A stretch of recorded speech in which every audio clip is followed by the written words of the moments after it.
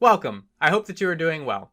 By the end of this video, you will be able to edit guitar fretboard diagrams within MuseScore 3. Let's get started.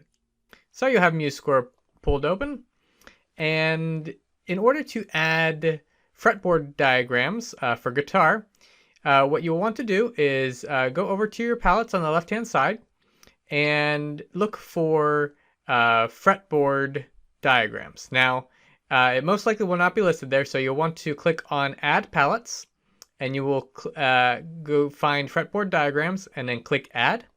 So now it says that it has been added, so I'll click out of that, and now I look for the Fretboard Diagrams. It's on the top, and now this gives me some standard chords that I can use. If I click more, it shows another chord.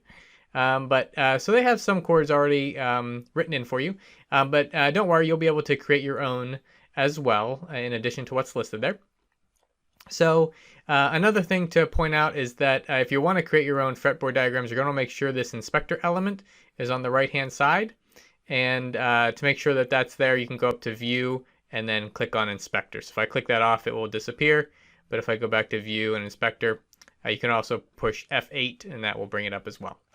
So let's go to the first chord here. So I want to add a G chord to that first note. So I have the first note selected, and I'm going to find the G chord, which is, let's see if I can find it. Got F, got G7. Let's just put a G7, that's fine. So I've got a G7, and I'm going to go ahead and drag and drop it to the note. I can drag it to any note. I'm going to drag it to the first one. So now there is the chord diagram, fretboard chord diagram. And now you'll notice on the right-hand side, I have that selected. And on the middle of that right-hand side, it has the fretboard diagram, and you can change elements of this. So let's say, so it has the amount of strings there. Let's say you're working with a 5-string guitar, you would just decrease that to 5, and you see it change the diagram. So now I'm going to go back to 6, and then frets. Again, right now it's showing 4 frets. If you want to show maybe 3 frets or more, maybe 5 frets, is up to you. But you can keep the standard notation if you'd like.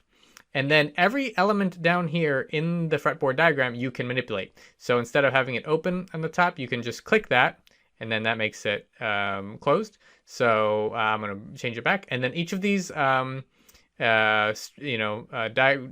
the dots on the diagram, you can drag and drop those. You can add more if you would like. So this diagram is completely customizable to how you would want to do it. And then one last thing, if you want to put a bar across that, you would just click Shift and then click on the line that you would want the bar to be on. So I'm going to do Control Z and undo that. Good. Okay, so there's the diagram. Okay, so there's one diagram.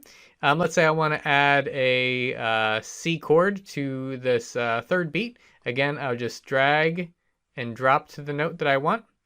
I think if I do, yeah, if you have the note selected and just click it, it will also add it.